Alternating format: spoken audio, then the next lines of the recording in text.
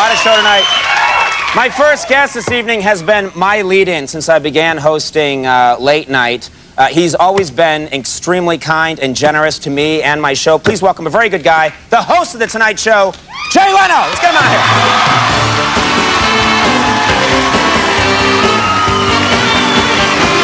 Whoa, jaywalking!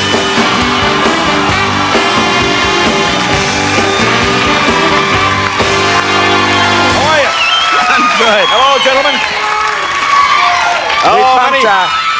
We pumped nitrous into the room tonight. Yes, very good. Many fond memories in this room.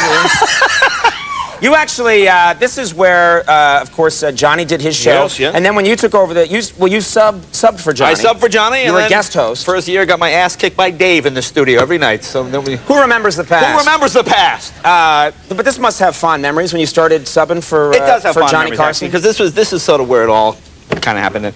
I mean, when I first started subbing, well, we're both from Boston, you know, and I brought my parents out here, you know, and I figured I'd, like, show off. Right. You know, something interesting. You know when you're a kid and you embarrass your parents and they, oh, stop doing that. Oh, you're such a... But see, it turns, as you get older, it comes turns back. around. It comes back. Right. They embarrass you. Right. Anyway, I bring them out here, you know, and this whole thing. So I figure I'm going to show off. I take them to this fancy restaurant in Beverly Hills, you know, I figure... So we're sitting in this place. Mother's oohing and eyeing. Oh, it's so expensive. Oh, that's all right, Mom. You know, so we're sitting there, and my mom goes, oh, that woman over there, oh, that looks like Connie Stevens. That looks just like... I said, well, Mom, this is Beverly Hills. That is Connie Stevens, you know.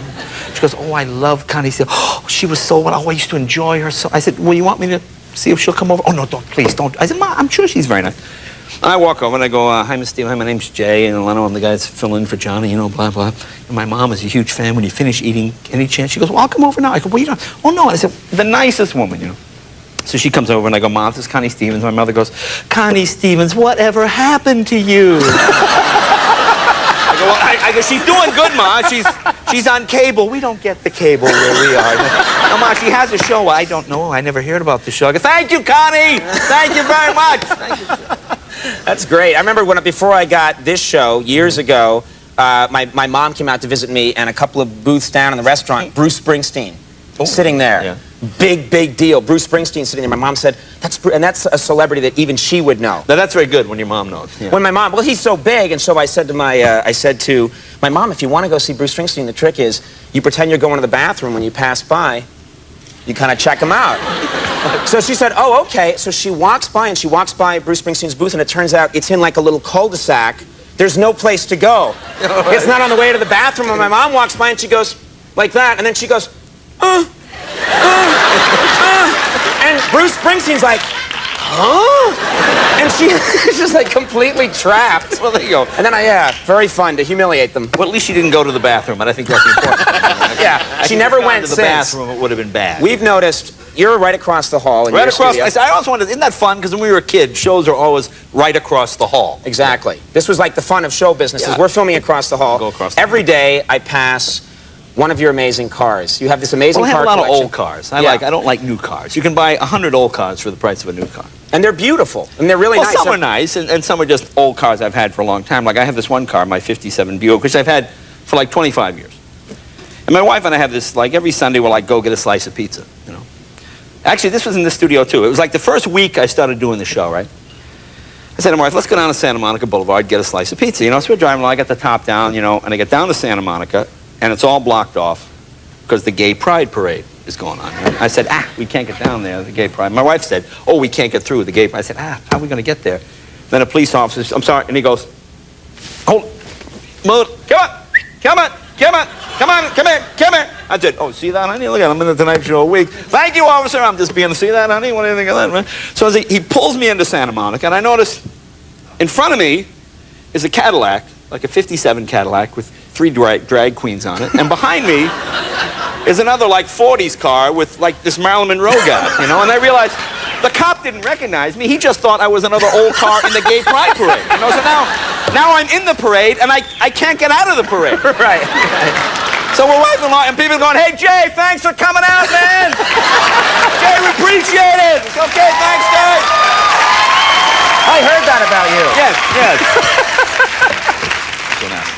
You hear things, yeah. You know what, I've known you actually a bunch of years since I started doing this show. I never actually have talked. I've talked to you about a lot of things. I never talked to you about your childhood because we both come from Boston. We both come from Boston, and I don't get an image. Were you a comic book guy? My brother was a big comic book See, guy. I was a big anti-comic books. Kind of. Did you ever order things on the back of comics? The X-ray specs, remember with the... Yeah, you thought, you could actually, they said if you put them on, you could see the bones in your hand. Yeah, but what the glasses had were bones painted on the inside of the glasses. That was the thing. And they used to have, the other one was the sea monkeys. Yeah. And the sea monkeys playing the ukuleles, right? Right. And the mom sea monkey would have her hair in a flip like Marlo Thomas, you know, and the kids all... But the last thing I ever ordered from a comic book was something called Monkey in a Teacup. You know what that is? Never heard of that one. No. Well, in the back of the ad, they showed this little monkey in a teacup doing this, you know, just sitting there. It was like $4.95, which was a lot of money when you're like 12. Mm-hmm. So anyway, I ordered this monkey in a teacup, you know, and I'm waiting. You know, it's like 6 weeks. When you're a kid, it might as well be a year. So this thing comes in the mail, and it's like this package like this. You know? So I come home one day, and my mother says, "There's a package for you on the dining room table, and it smells terrible." I said, "Oh, it's my monkey teacup. I can go in, and the package is doing this." Like this. I said, "Oh." So it smells awful. It's got holes in it, you know. And I open the box, and this thing goes, this thing, it was completely pink. It was a little naked man. It wasn't monkey at all. Just some kind of thing goes, like this. And my mother goes, and it goes, it just takes off through the house, right? It just starts running through the house. So my mother starts chasing it, and she's hitting it with the broom. And I'm going to stop. You're going to kill my monkey in a teacup. And it runs up, and it's just throwing things. And then it would go in the middle of the room, stop, and it had like males. It was like a little naked man. And it looks like this. And then, boom, it takes off again. And my mother is just screaming, chasing this thing. So finally, she opens the front door, and the monkey runs out into the field. Now, woo, woo, the dog is now chasing the monkey in the teacup. Ran outside. We never saw it again. I don't know what it was. That was it. No, what are you talking about? I don't know what it was. What are you talking about? It was a little pink naked man that was this big. I don't know what it was. And I wrote to the company again, and they were out of business, and that was the last one they had. But I never... It's water. It ran into the field, and that was it. It was mine for like 10 minutes. Can't we find out what the hell that I don't know thing what it was. It was just monkey in a teacup. That's what it was. Don't tell too many people about this, It was a Jay. little naked, hairless man. It would make this noise, and it would run and then stop, and then take off again. It would stop long enough to see it naked, and then run. You know, I don't know what it was. It was a little pervert. I don't know what it was. It was just a little man, monkey in a teacup. That's all it was.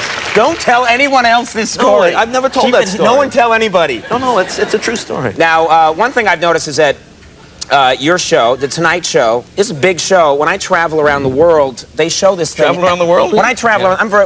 Oh, that's funny to you? Satellite. Yeah, that I would travel is funny to you. I'm very continental, Jay. Yeah. My little private jet, my ascot. Yeah. When I travel around, you see The Tonight Show everywhere, and I'm thinking, you must have, like, do you ever have, like, world leaders contacting you? No, one day, I mentioned I got a letter from Gorbachev. He watches The Tonight Show in Moscow. Don't ask me why. And he's coming to Los Angeles, and this thing Time Magazine was doing, would I come to this dinner with Gorbachev? I said, oh, this is great. So my wife and I go to the dinner, and Gorbachev and his wife, Rasha, who sadly passed away, but this was like last year. She's there, you know. And he doesn't speak English. So I'm trying to be I go, hello, hi. And I said to Mrs. Gorbachev, I said, you obviously married an older man. You're very beautiful, you know. So the translator, and both Gorbachev and Rasha go, they go like this. And I said, so then she goes, and he says, she wants to know why you feel her husband is so old. I said, no, that's not what I said. I said, tell her she's so beautiful. She obviously married an older man, teen bride. You know. Now they're really getting mad. That red thing on his head's like throbbing now. You know? What are you? I say to the guy, what are you saying? He's saying, why do you keep saying he's old? I'm not saying he's old. I'm trying to be polite.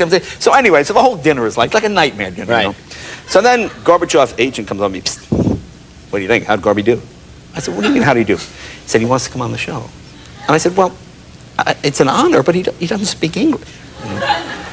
I said, you know, we need a translator, and the 6 minutes would be 12 minutes. It really wouldn't work. He goes, yeah. He said, I got another guy. Desmond Tutu. I said, well, I mean, Desmond Tutu is a great man, I mean, but apartheid is such a a serious subject. It's not. That's more a Nightline thing. It's not really what we do. He goes, forget the apartheid crap. He goes, Tutu travels. He's got funny stuff about hotels, funny stuff about flying. He's got great material. I said, well, I don't know. I'd have to hear his material.